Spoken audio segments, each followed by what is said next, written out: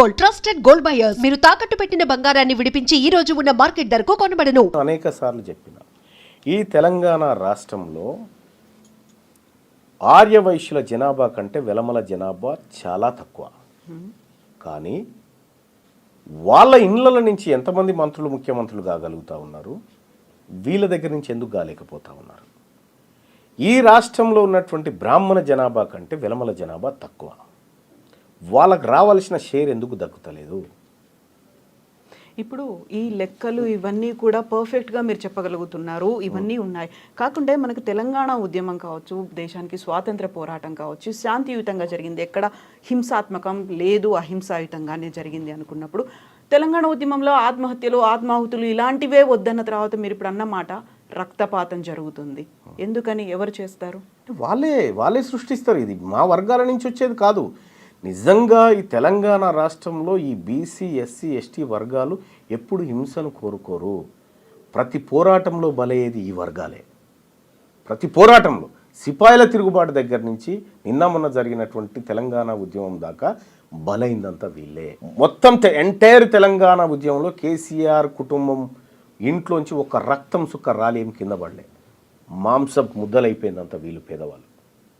అంటే నేనేం చెప్తా ఉన్నానంటే, వాళ్ళు అధికారం కోసం ఈ రక్తాన్ని వాడతారు, అధికారాన్ని ట్రాన్స్ఫర్ చేయాలన్నా ఇదే రక్తాన్ని వాడుతూ ఉంటారు అన్నట్టు. మేము క్లియర్గా చెప్తా ఉన్నాము, ఇది ఎవరు ఆత్మ బలిదానాలు ఇంకొకటి చేసుకునే ఉద్యమం కాదు. ఇది సగర్వంగా హమారా ఇస్సా, హమారా ఇజ్జత్, హమారా హుకూమత్ అని చెప్తా ఉన్నాము. న్యాయబద్ధంగా రావాల్సిన వాటా మీ వాటా మీరు తీసుకోండి, మా వాటా మాకు కావాలి.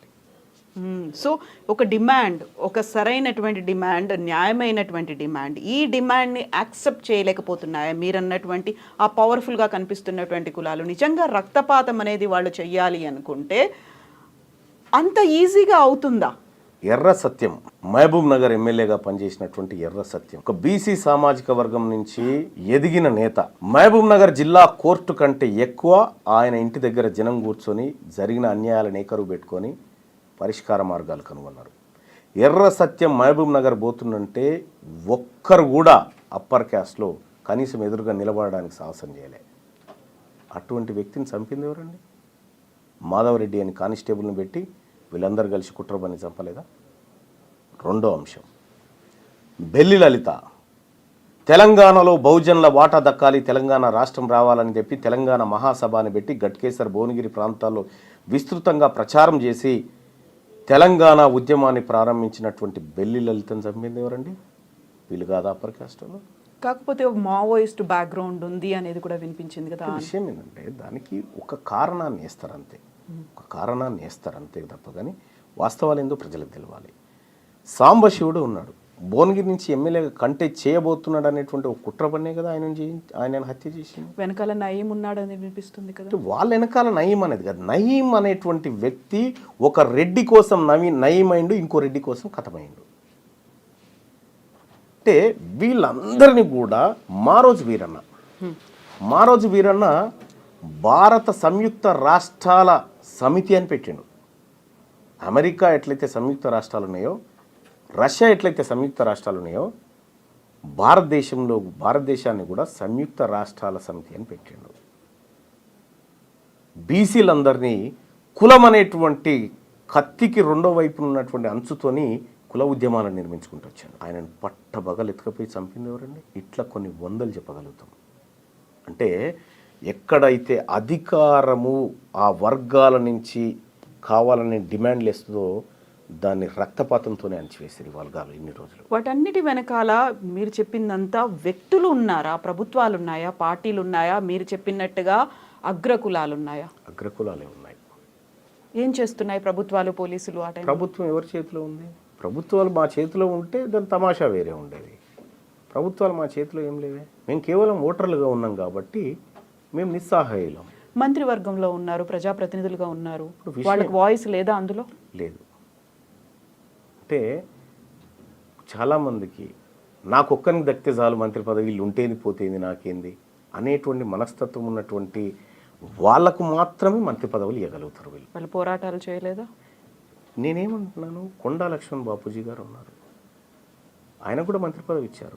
కానీ మంత్రి పదవిని ఇసిరి అవతల కొట్టి ఈ తెలంగాణ రాష్ట్రం ఏర్పడాలి, ఈ తెలంగాణ రాష్ట్రంలో బీసీల బతుకులు మారాలని కొట్లాడి మంత్రి పదవిని అవతలకి ఇసిరిగొట్టినటువంటి కొండా లక్ష్మణ్ బాపూజీ లాంటి వాళ్ళకి ఇచ్చే దమ్ముందా? బానిసలుగా పడుండేటువంటి వాళ్ళకు మాత్రమే మంత్రి పదవులు ఇచ్చి వాళ్ళ ద్వారా పబ్బం గడుపుకుంటాయి అగ్రవర్ణ ప్రభుత్వాలు. ఇప్పుడున్నటువంటి కాంగ్రెస్ ప్రభుత్వంలో ఉన్నటువంటి బీసీ మంత్రులు కూడా అదే పరిస్థితిలో ఉన్నారా? అదే పరిస్థితిలో ఉన్నారా లేదా అనేది ఇంకొక ఏడాదిలో తేలుతుంది. కులగణన 42% ఇంప్లిమెంటేషన్ విషయంలో వాళ్ళు ఎలాంటి స్టెప్స్ తీసుకుంటారనేది అప్పుడు తెలుస్తుంది వాళ్ళకి. చిత్తశుద్ధి లేదా? చిత్తశుద్ధి ఉండాలని చెప్తా ఉన్నాం. అంటే మీకు కనిపించట్లేదా? కనీసం ఆ అటెంప్ట్ చేశారు, ఇనిషియేషన్ ఉంది. నేనేమంటున్నా, ఇట్లా ప్రభుత్వాల దగ్గర సాగిలపడినటువంటి సందర్భంలో వాళ్ళు మళ్ళీ ప్రజాక్షేత్రంలోకి పోయినప్పుడు వాళ్ళు ఎవరు కూడా గెలవలేదు. అంటే అల్టిమేట్గా ప్రజలు నిన్ను నమ్మాలి, నీ వైపు ఉన్నప్పుడు మాత్రమే నువ్వు ఏ హోదాలో ఉన్నా. నిజంగా ప్రజలు నీ వైపు ఉంటే నీకు మంత్రి పదవి ఉండదు ఫస్ట్. అదేం లాజిక్? అంతే కదా, నువ్వు వాళ్ళ వైపు ఉండాలి. మీ వాయిస్ని అక్కడ ప్రభుత్వంలో వినిపిస్తున్నారు అనేది లేదా? అక్కడ కాదా, జరగట్లేదా? ఎవరు నా వాయిస్నా? మీ అంటే అందరి వాయిస్ని ఇప్పుడు ఎవరి కోసం అయితే పోరాడుతున్నారో ప్రతినిధులుగా. ఒకటి ఏంటంటే మంత్రి పదవి అనేది ముఖ్యమంత్రి విశ్వాసం ఉన్నన్ని రోజులు మాత్రమే ఉండగలిగినటువంటి పదవి. ముఖ్యమంత్రికి విశ్వాసంగా ఉండాలంటే బీసీల మాట మాట్లాడితే విశ్వాసంగా ఉంటాడా? పార్టీ తీసుకున్న లైనే అది. పార్టీ తీసుకున్నటువంటి లైన్ నువ్వు ఆల్రెడీ చెడగొట్టి పెట్టినావు. ఇక్కడ తెలీదా అధిష్టానానికి? తెలిసింది కాబట్టి రీసర్వేకి ఆదేశించింది, తెలిసింది కాబట్టి దాని మీద ఒక కమిటీ వేసింది. మీరన్న అవకతవకలు ఇవన్నీ సెట్ అయిపోతాయంటారా దాంతో? రీసర్వే కావచ్చు, కమిటీ కావచ్చు, వీటన్నిటితో కావు. ఏం జరగాలి? బీసీల ప్రభుత్వం రావాలి. బీసీల ప్రభుత్వం నెక్స్ట్ కాబోయే సీఎం బీసీఏ బరాబర్ అవుతాడనేది టీపీసీసీ చీఫ్ చెప్తున్నారు. బరాబర్ అవుతాడు, అది కాంగ్రెస్ పార్టీయే చేస్తుంది అనేది. హ్యాపీ. ఇప్పుడున్న రేవంత్ రెడ్డి గారిని ఇక చాలయా, నీ పర్ఫార్మెన్స్ బాగాలేదు, ప్రజల్లో వ్యతిరేకత వచ్చింది, మేము బీసీ ముఖ్యమంత్రిని పెడతామంటే ఇంకా హ్యాపీ కదా. కాకుండా మళ్ళీ ఇంకో కండిషన్, ఈ 5 ఏళ్ల పాటు రేవంత్ రెడ్డి సీఎం ఉంటాడు, నెక్స్ట్ బీసీఏ అవుతాడు, అది కాంగ్రెస్ పార్టీయే చేస్తుంది అనే మాట. అంటే ఇప్పుడు ఒక యుద్ధానికి పోయేటప్పుడు నువ్వు ఓడిపోతాను, ఎవరైనా యుద్ధానికి పోతారా? గెలుస్తామనే పోతాం. సహజంగా పార్టీలు ప్రతిసారి మేము ఎన్నికల్లో గెలవబోతున్నామనే చెప్తాయి, కానీ గెలవరు. అన్ని పార్టీలు గెలవు, ఎవరో ఒకరే గెలుస్తారు. ఇక్కడ వాదానికి పార్టీలకు మధ్య జరుగుతున్నటువంటి యుద్ధం ఇది. ఇటీవల కాలంలో జరిగినటువంటి ఎమ్మెల్సీ ఎన్నికలు కానీ, ఇటీవల కాలంలో జరుగుతున్నటువంటి పరిణామాల నేపథ్యంలో ఇవాళ 5 స్థానాలను కాంగ్రెస్ పార్టీ, 4 స్థానాలు, 1 బీఆర్ఎస్ పార్టీ భర్తీ చేసుకుంటే 3 బీసీలకు ఇవ్వాల్సిన అనివార్యత ఏర్పడ్డది, 1 ఎస్సీ ఎస్టీలకు ఇవ్వాల్సినటువంటి అనివార్యత ఏర్పడ్డది. ఇక్కడ ఎమ్మెల్సీ ఎన్నికల్లో బీసీలకు టికెట్ ఇవ్వాలని చెప్పి మేమందరం కూడా కాంగ్రెస్ పార్టీ చెప్తే మేము బీసీలకు ఇవ్వాము, ఓసీలకు ఇస్తామంటే బీసీలంతా ఓడగొట్టి ఇంటికి పంపించారు. సో ఇవాళ ప్రభుత్వం రాష్ట్రంలో మారుతున్న పరిణామాలకు అనుగుణంగా ప్రభుత్వం పార్టీల విధానాలు కూడా మారుతా ఉన్నాయి. అనివార్యమనే పరిస్థితి. అనివార్యంగానే లేకపోతే ఇప్పుడు ఈ బీసీ వాదము, ఈ ఉద్యమాలు ఇవన్నీ లేకపోతే వీళ్ళకెందుకు ఇస్తారండి? అవి తీసుకుపోవడానికి వేరే వాళ్ళు ఉంటుండే. కానీ ఇలా తప్పనిసరి పరిస్థితుల్లో ఈ వర్గాలకు ఇవ్వాల్సినటువంటి అనివార్యతను ఈ రాష్ట్రంలో క్రియేట్ చేయగలిగినాం. సాటిస్ఫై అంటే సాటిస్ఫాక్షన్ ఎక్కడికి లేదు. ఇప్పుడు మండల్లో 40 మంది ఎమ్మెల్సీలు ఉన్నారు. 40 మందిలో 29 మంది అప్పర్ కాస్ట్, 29 మంది, ఒక 9 మంది ఏమో బీసీలు ఉన్నారు, ఒకరు ఎస్సీ, ఒకరు ఎస్టీ ఉంది. ఇప్పుడు 29 మందిలోంచి ఒక 3 బీసీలు వచ్చినారు, 2 ఎస్సీ ఎస్టీ వచ్చినారు. అంటే కొంత కోటా భర్తీ అవుతా ఉంది. ఒక్క ఎమ్మెల్సీలే రెడ్లు 16 మంది ఉన్నారు. వాళ్ళు ఉండాలి, వాళ్ళకు వాస్తవానికి రావాల్సింది ఒకటే ఎమ్మెల్సీ రావాలి, వాళ్ళు 16 ఉన్నాయి. ఇక్కడ ఇంకొక లాజిక్ ఏంటంటే మీరు చెప్పినట్టుగా రిజర్వేషన్ల కోసం పోరాటం జరిగింది, లేకుంటే ఉద్యోగ అవకాశాల కోసం పోరాటం జరిగింది. రాజకీయంగా ఎస్ నేను ఎమ్మెల్యే అవ్వాలి, నేను ఎంపీ అవ్వాలి, ఎమ్మెల్సీ అవ్వాలి అనేటువంటి ఆ ఉత్సాహం అనేది ఇన్నర్గా మనకు కూడా రావాల్సినటువంటి అవసరం ఉంది. అలాంటి నాయకులని డెవలప్ చేసుకోగలిగాయా కుల సంఘాలు? జరిగినటువంటి పోరాటాలు అది కదా మిస్ అయింది ఇంతకాలం. ఎస్, మంచి క్వశ్చన్ అండి. దాదాపుగా ఇది ఎవరన్నా అడుగుతారేమో అని చూస్తూ ఉన్నా కానీ బీసీలలో నాయకత్వ లోపం ఉంది అనే మాట తప్పు. వాళ్ళకు అవకాశాలు అంటే ఎలక్షన్ అంటే బీఫామ్ అనుకుంటారు ప్రజలు. బీఫామ్ కాదు ఎలక్షన్ అంటే, బీఫామ్ కాదు ఎలక్షన్ అంటే ఎక్కువ మంది ప్రజల అభిప్రాయాన్ని నీ వైపు తిప్పుకోవడం. అయితే బీఫామ్లు ఉంటేనే ఎలక్షన్లో పాల్గొనాలనేటువంటి ఒక భ్రమను ఈ ప్రజల్లో కల్పించినాయి కాబట్టి రాజకీయ పార్టీలు ఆ బీఫామ్లు ఇచ్చేది వాళ్ళే, తీసుకునేది వాళ్ళే కాబట్టి మనకు రావు అనేటువంటి భావనలో ఈ నాయకత్వాలు ఏవి కూడా బయటికి రాలే. ఇవాళ ప్రసన్న హరికృష్ణ ఇక్కడ కరీంనగర్ నుంచి పోటీ చేసినాడు. ఈ పార్టీలు బీఫామ్ ఇయ్యలే, కానీ 60,000 ఓట్లు సంపాదించగలిగినాడు. నేను ఇండిపెండెంట్ క్యాండిడేట్గా వరంగల్, నల్గొండ, ఖమ్మం పట్టభద్రుల ఎమ్మెల్సీ ఎన్నికల్లో పోటీ చేసినప్పుడు బీఫామ్లు తీసుకున్న వాళ్ళ పేర్లు ఫస్ట్ వరుసలో ఉంటాయి, పైన 1, 2, 3 అట్లా సీరియల్లో వస్తుంది. 73 మంది పోటీ చేస్తే నాది 39వ సీరియల్ నెంబర్. ఇంత పెద్దగా ఉంటుంది బ్యాలెట్ పేపర్. వెతుక్కోవాలి, అందులో వెతుక్కొని వచ్చి మరీ 1,00,000 ఓట్లు వేసిపోయినారు నాకు జనం. అంటే నేను ప్రజా అభిప్రాయాన్ని గెలుచుకోగలుగుతా ఉన్నా, బీఫామ్లను కాదు. అంటే అన్నిసార్లు బీఫామ్లు పనిచేయి, ప్రజలు మేల్కున్నారంటే బీఫామ్ల పని అయిపోతుంది. మీరు ఇప్పుడు చెప్పిన దీన్ని బట్టి తద్వారా ఇక్కడ కంక్లూజన్ చేస్తా, బీసీ నాయకత్వం లేక కాదు, బీసీలలో అనేక మంది నాయకులు ఉన్నారు. ఆపర్చునిటీస్ కోసం ఎదురు చూసి చూసి చూసి ఊకున్న నాయకులు ఉన్నారు. ఇవాళ వాళ్ళందరినీ మళ్ళీ తెరపైకి తీసుకొస్తా ఉన్నాం. అట్లా మేము బీసీ నాయకత్వాన్ని డెవలప్ చేస్తా ఉన్నాం.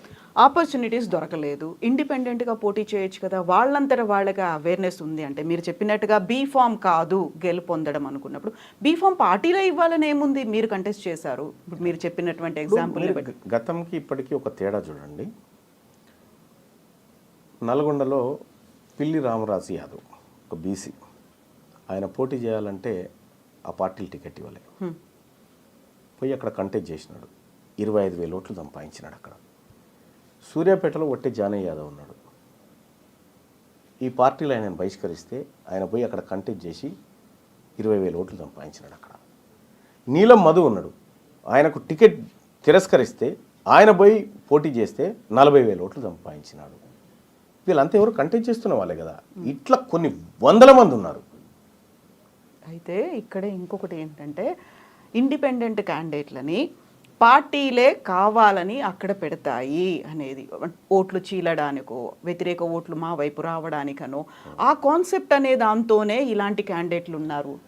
అది తప్పు, అది తప్పు. అది ఒకప్పుడు కానీ ఇప్పుడు కాదు. అది ఇవాళ ప్రాణాలు పోయినా పర్వాలేదని కొట్లాడుతున్న బీసీ బిడ్డలు పోటీ చేసినటువంటి స్థానాలు ఇవన్నీ. సో అంత పార్టీలను, ఇతర పార్టీలను గెలిపించడానికి బీసీలే మన పావులా? అంత బుర్ర లేకుండా ఉన్నారా? ఎవరు కుట్టిరిందో పసిగట్టలేనంత తెలివి తక్కువగా ఉన్నారా? గతంలో జరిగినటువంటి ఎన్నికల యుద్ధాలు వేరు, ఇప్పుడు జరుగుతున్న ఎన్నికల యుద్ధాలు వేరు. ఇప్పుడు ఒరిజినల్గా రాజ్యంలో పార్టిసిపేట్ చేయడం కోసం జరుగుతున్నటువంటి యుద్ధంలో బీసీలు భాగస్వాములై కొట్లాడుతూ ఉన్నారు. ఇప్పుడు ఇదే లాజిక్ని బట్టి చూసుకుంటే తీన్మార్ మల్లన్న కూడా 2023లో ఎమ్మెల్సీగా కాంగ్రెస్ పార్టీ తరఫున గెలిచే ముందు 3 సార్లు కంటెస్ట్ చేశారు ఇండిపెండెంట్ క్యాండిడేట్గా. సో అక్కడ ఇండిపెండెంట్ క్యాండిడేట్ అయ్యి ఎంత పోరాటం చేసినప్పటికీ, ఓట్లు సాధించుకోగలిగినప్పటికీ మీరు గెలవలేదు. కాంగ్రెస్ పార్టీకి వచ్చిన తర్వాత మాత్రమే, ఒక ఎమ్మెల్సీ అభ్యర్థిగా మీరు నిలబడ్డ తర్వాత మాత్రమే గెలవగలిగారు. సో ఈ లాజిక్ని ఎట్లా చూడాలి దీన్ని? నల్గొండ, ఖమ్మం పట్టభద్రుల ఎమ్మెల్సీ ఎన్నికల్లో తీన్మార్ మల్లన్నను గెలిపియలే కాంగ్రెస్ పార్టీ బీఫామ్, మల్లన్ననే కాంగ్రెస్ పార్టీని గెలిపించింది. అక్కడ నేను ఇండిపెండెంట్గా పోటీ చేస్తే ఇంతకంటే రెట్టింపు ఓట్లు వచ్చేటి నాకు. మరి ఎందుకు కాంగ్రెస్ పార్టీ అప్పుడు? అంటే ఈ కాస్ట్ సెన్సస్ చేస్తా అని రాహుల్ గాంధీ గారు ఏదైతే మాట చెప్పారో, కాస్ట్ సెన్సస్ చేసి 42% రిజర్వేషన్ ఈ వర్గాలకు ఇస్తా అనేటువంటి రాహుల్ గాంధీ గారి ఆలోచన గెలవాలనుకున్నా, కాబట్టి ఆ పార్టీ కోసం వర్క్ చేసిన. రాహుల్ గాంధీని అప్రోచ్ అయ్యారా, కలిసారా? కులగణనకు సంబంధించి జరిగిన అవకతవకలు, తప్పుడు లెక్కలు ఇచ్చాము. ఏమన్నారు? అందుకే కదా మళ్ళీ సర్వేకి ఆదేశించింది. పర్సనల్గా మీకు వచ్చినటువంటి అష్యూరెన్స్ కావచ్చు, ఏం మాట్లాడారు అనేది. మీరు చెప్తున్నట్టుగా కాంగ్రెస్కి సంబంధించి బైలాస్ ఉన్నాయి. రాహుల్ గాంధీ ఏదైతే మాట చెప్పారో దాన్ని ఇక్కడ రేవంత్ సర్కార్ పట్టించుకోవట్లేదు, స్వయంగా సీఎం రేవంత్ రెడ్డే మాట తప్పారు అని మీరు అంటున్నప్పుడు తీసుకోవాల్సినటువంటి చర్యలు అనేవి ఉంటాయి. అది సరిపోతుందా రీసర్వే అనేది?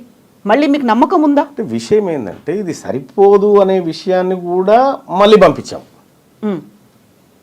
మళ్ళీ దీన్ని దేనికోసం వాడుతున్నాను అనేటువంటి విషయాన్ని కూడా పంపించడం జరిగింది. అందుకోసమే ఈ ప్రభుత్వాన్ని నమ్మకుండా ఏకంగా రాహుల్ గాంధీ గారి ఒక సపరేట్ కమిటీ నియమించిన దీని మీద, దీన్ని అబ్జర్వ్ చేయడానికి. వాళ్ళ పని వాళ్ళు చేస్తూ ఉన్నారు. ఇక్కడ ఒక విషయం ఏంటంటే, రాహుల్ గాంధీ గారు దేశవ్యాప్తంగా కులగణన అంటూ ఉన్నాడు, పార్లమెంట్లో బీసీల ఇస్సా గురించి మాట్లాడుతూ ఉన్నాడు, వాళ్ళ వాటా రావాలంటూ ఉన్నాడు.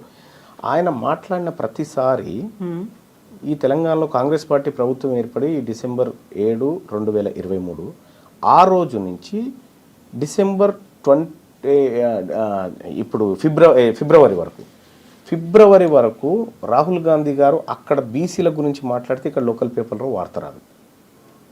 దాని మీద రీసెర్చ్ చేసినాం మేము. రీసెర్చ్ చేసి 18 పేజీల రిపోర్ట్ తయారు చేసినాం. అంటే ఏ రోజు రాహుల్ గాంధీ గారు ఢిల్లీలో ఈ అంశం గురించి మాట్లాడాడు, ఇక్కడ తెలంగాణ రాష్ట్రంలో కాంగ్రెస్ పార్టీ ప్రభుత్వం యాడ్స్ తీసుకుంటున్నటువంటి పత్రికలు, మీడియా రాహుల్ గాంధీ గారి వార్తను ఎందుకు కవర్ చేయట్లేదు అనేటువంటి కోణంలో దీన్ని యాంగిల్లోకి తీసుకపోతే ఇక్కడ బీసీ అనేటువంటి టాపిక్ను ఈ పత్రికలు దాచిపెట్టడానికి ఇక్కడ ఉన్నటువంటి ప్రభుత్వం అడగాలి కదా. నాయకుడు రాహుల్ గాంధీ గారు అంత పెద్ద మాట మాట్లాడితే ఫ్రంట్ పేజీలో ఎందుకు వస్తలేదని చెప్పాలి కదా. అది చెప్పలేదు కాబట్టి మీ ఆలోచన ఇక్కడ ఇంప్లిమెంట్ చేయడానికి వీళ్ళకి ఇష్టం లేదు అనేటువంటి రిపోర్ట్ను 18 పేజీల రిపోర్ట్ పంపించడం జరిగింది. ఎవరికి ఇష్టం లేదు? పత్రికలక? ప్రభుత్వానికి. ప్రభుత్వం ఒత్తిడి తెస్తోందా వాళ్ళ మీద?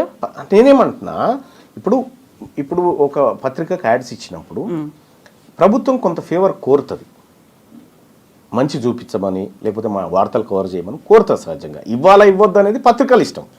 కానీ రాహుల్ గాంధీ గారు ఈ దేశంలో జరగాల్సిన భారీ మార్పు గురించి మాట్లాడినప్పుడు ఇక్కడి పత్రికలను ఆ వార్త కవర్ చేయించే విధంగా ప్రయత్నం చేయాల్సినది రాష్ట్ర ప్రభుత్వం. అది చేయడం లేదు. అంటే మీ ఆలోచన ఇంప్లిమెంట్ చేయడానికి వీళ్ళకి ఇష్టం లేదు కాబట్టి ఆ ప్రయత్నం చేయట్లేదు అనేటువంటి రిపోర్ట్ను విత్ ఆధారాలతో పంపించడం జరిగింది. సో స్వయంగా కావాలని సీఎం రేవంత్ రెడ్డి అక్కడ మేనేజ్ చేస్తున్నారు, లేకుంటే ఒత్తిడి తెస్తున్నారు, అది కవరేజ్ లేకుండా చూసే ప్రయత్నాలు జరుగుతున్నాయి అక్కడ అనుకుంటున్నా నేనైతే. సో ఇంత పెద్ద రిపోర్ట్, 18 పేజీల రిపోర్ట్ వెళ్ళిన తర్వాత వచ్చినటువంటి రియాక్షన్, రిప్లై ఏంటి మీకు స్వయంగా?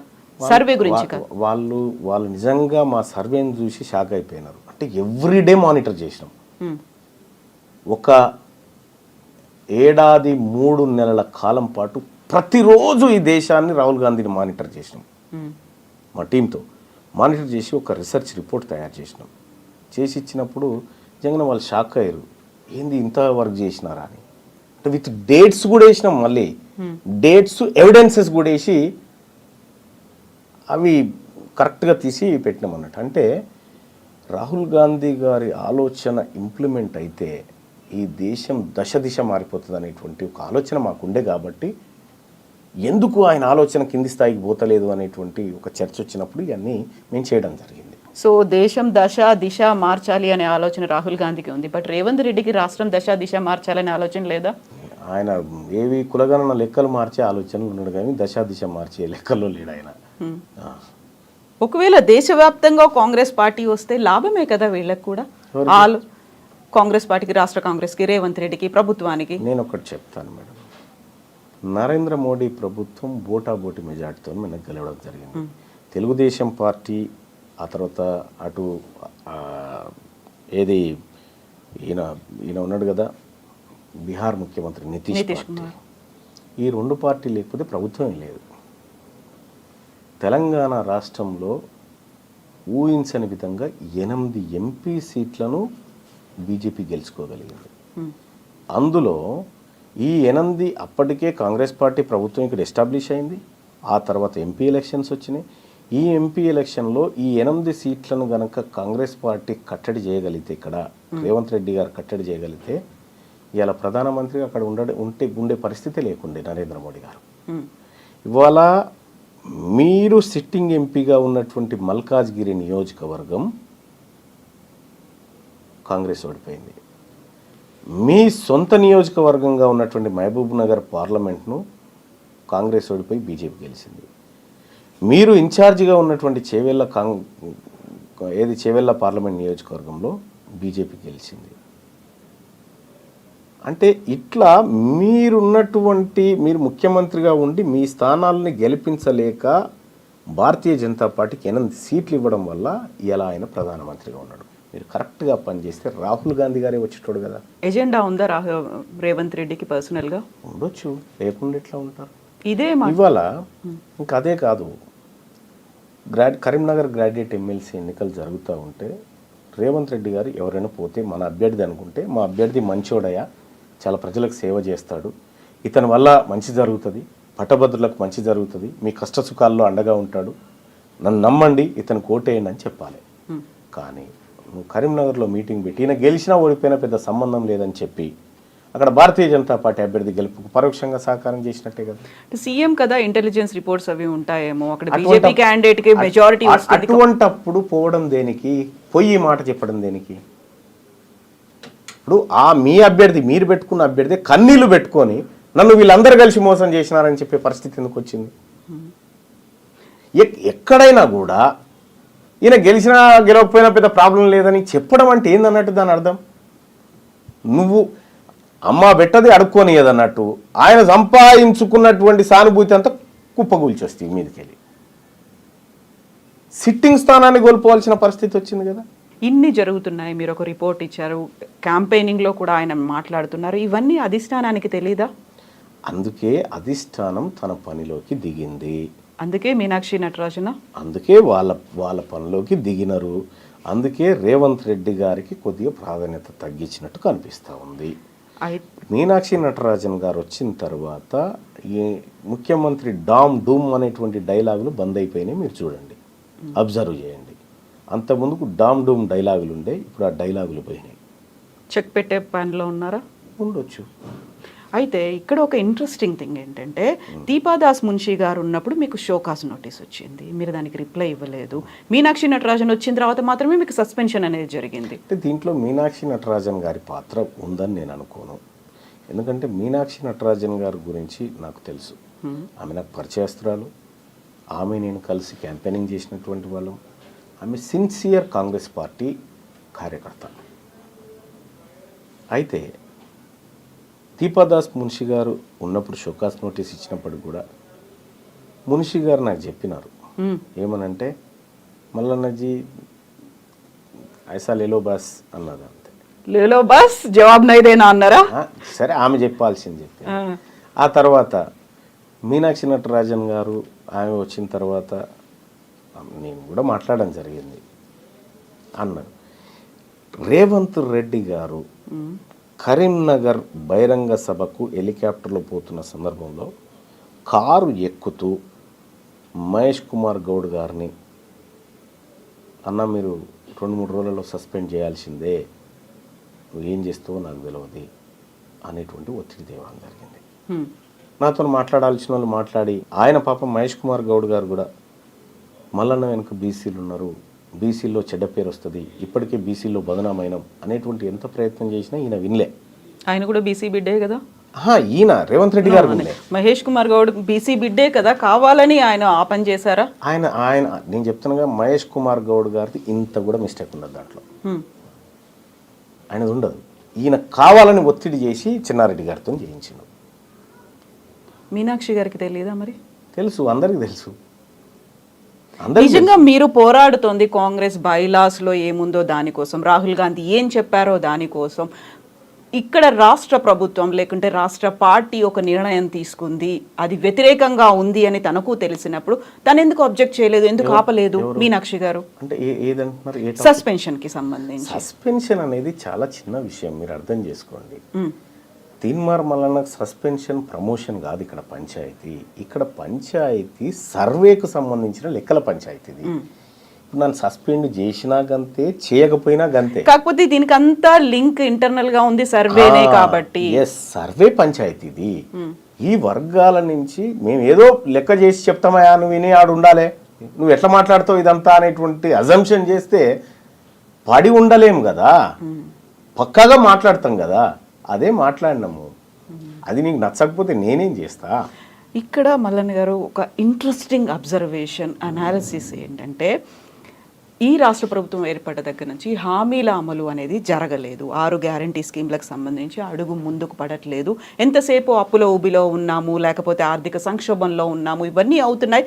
ప్రజల్లో వ్యతిరేకత అనేది వస్తుంది, వాళ్ళు క్వశ్చన్ చేస్తున్నారు, ప్రతి చోట ఆందోళనలు అవుతున్నాయి. కాబట్టి డైవర్షన్ పాలిటిక్స్ అనేవి గతంలో హైడ్రా వచ్చింది, మూసీ వచ్చింది, ఇలాంటి దాంట్లో భాగంగానే రేవంత్ మల్లన్న కలిశారు, కావాలని ఆడుతున్నటువంటి ఇంకొక డైవర్షన్ డ్రామా అనే మాట. రేవంత్ రెడ్డి గారు నేను పాలోళ్ళం కాదు.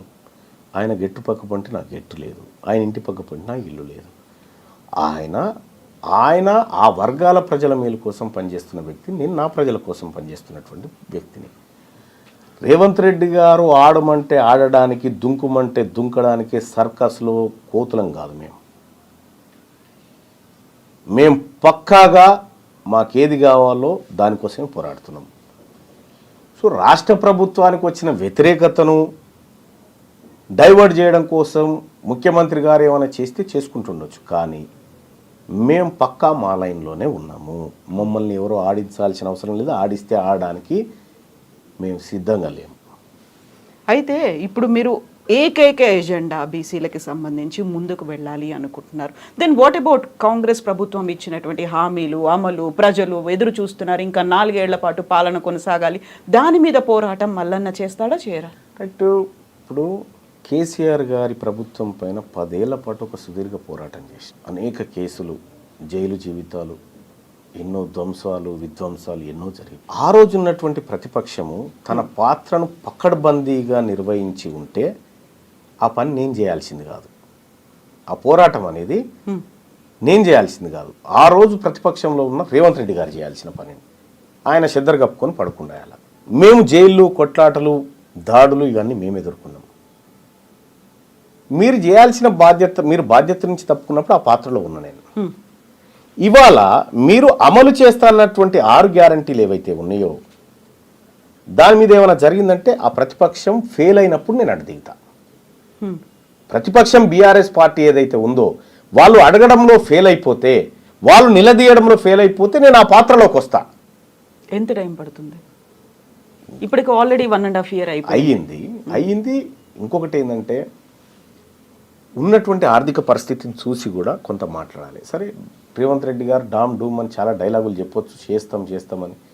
ఆఖరికి మొన్న ఇండియా టుడే కాంక్లేవ్లో కూడా చెప్పేసిండు, నేను డబ్బులునే అనుకున్నా లేవు, 6 గ్యారంటీలు కష్టం అనేటువంటి మాట ఆయన చెప్పిండు. తులం బంగారం ఇచ్చే పరిస్థితులు లేవని పొంగులేటి శ్రీనివాస్ గారు చెప్పిండు. ఇట్లా వీళ్ళన్నీ చెప్తా ఉన్నారు. అంటే కొంచెం అంటే చేతులు పూర్తిగా పైకి ఎత్తకుండా కొంచెం ఎత్తుకుంటూ వస్తూ ఉన్నారు. పూర్తిగా ఎత్తినాడు మాట్లాడతారు. సో మీరు అన్నారు అప్పుడు పోరాటాలు చేసినప్పుడు విపరీతమైనటువంటి దాడులు జరిగాయి, కేసులు, అరెస్టులు. ఈసారి ఇప్పుడు మీరు 1.5 year అయినప్పటికీ చూసి చూడనట్టుగా వదిలేస్తున్నారు. కాబట్టి మీకు కీలకమైనటువంటి అంశం కాస్ట్ సెన్సస్ మేడం. మాకు ఈ 42% రిజర్వేషన్ చేస్తామంటున్నారు కదా, మేము దానికోసమే వర్క్ చేస్తాం. ఇప్పుడు మేము ఈ స్థాయిలో పోరాటం చేస్తున్నాం కాబట్టి ఈ కదలిక ఉంది. ఈ అంశాన్ని వదిలిపెట్టి, కీలకమైన అంశాన్ని వదిలిపెట్టి ఇప్పుడు వీటి గురించి పడ్డమనుకోండి, అసలైన అంశం మరుగున పడుతుంది. బట్ రెండింటిని బ్యాలెన్స్ చేయాల్సినటువంటి అవసరం ఉంది. ఇప్పుడు 42% అంటున్నారు, ఇక్కడ 100% ప్రజల కోసం కూడా పోరాడాలి కదా మీరు. అది దానికి ఒక పక్షం ఉంది. ఇప్పుడు అంటే ప్రతిపక్షం అనేది, ప్రజాస్వామ్య దేశంలో ప్రతిపక్షం అనేది చాలా ఇంపార్టెంట్. వాళ్ళ పాత్రను నిర్వర్తించడంలో ఫెయిల్ అయినప్పుడు ప్రజలే ప్రతిపక్షంగా మారుతారు. సో చాలా కంట్రీస్లో అదే జరిగింది. ఇక్కడ కూడా బీఆర్ఎస్ పార్టీ ఈ ప్రభుత్వాన్ని నిలదీయడంలో కానీ ప్రశ్నించడంలో కానీ ఫెయిల్ అయినప్పుడు ఆ పాత్రలోకి వెళ్తాము. ఇప్పటికి కొంత ఏదో వర్క్ చేస్తున్నారు, వాళ్ళు వర్క్ చేస్తున్నారు. అంతో ఇంతో కొంతైనా 100% కాదా? 100% అని నేనేం అనుకోవట్లేదు, కానీ వాళ్ళకు ఉండాల్సినటువంటి లొసుగులు వాళ్ళకున్నాయి, చేయడంలో ప్రయత్నం చేస్తూ ఉన్నారు. సో చేయని కానీ మా వర్గాల గురించి మాట్లాడడానికి వీళ్ళు రెడీగా లేరు కదా. మేము ఉన్నాం కాబట్టి మేము ఈ కార్యక్రమం చేస్తూ ఉన్నాం. 42%కి సంబంధించి ఇప్పుడు చట్టబద్ధత కల్పించాలి అనే ఉద్దేశంతోనే అసెంబ్లీ సెషన్స్ అనేవి జరుగుతున్నాయి. మొన్న 3 days పాటు జరిగాయి, ప్రత్యేక అసెంబ్లీ సమావేశాలు జరిగాయి. దీంతో పాటుగా ఖచ్చితంగా స్థానిక సంస్థల్లో మేము రిజర్వేషన్ కల్పిస్తాము అనే మాట చెప్తున్నారు. సో అది కాదని మీరు అనుకుంటున్నారా? అంటే ఒకటి, మనము చదువుకున్నటువంటి వ్యక్తులుగా ఎంతవరకు ఏది పోగలుగుతుంది అనేది చూడాలి. ఇప్పుడు ఈడబ్ల్యూఎస్ రిజర్వేషన్ అక్రమంగా తీసుకుంటున్నారనేటువంటిది ప్రపంచం అంతా తెలుసు. కోర్టులో కేసు కూడా ఉంది, కానీ ఆ కేసు విచారణకు రాదు. తమిళనాడులో 69% రిజర్వేషన్ బీసీలు పొందుతూ ఉన్నారు అని చెప్పి అక్కడో కేసు వేసినారు, కానీ ఆ కేసు ఎప్పుడు బెంచ్ మీదకి రాదు. ఇక్కడ కూడా 42% రిజర్వేషన్ ఏదైతే ఉందో ఈ రిజర్వేషను నువ్వు ఇచ్చేయి, చట్టం చేయి, వీఆర్ హ్యాపీ, మేము తీసుకుంటాం. అది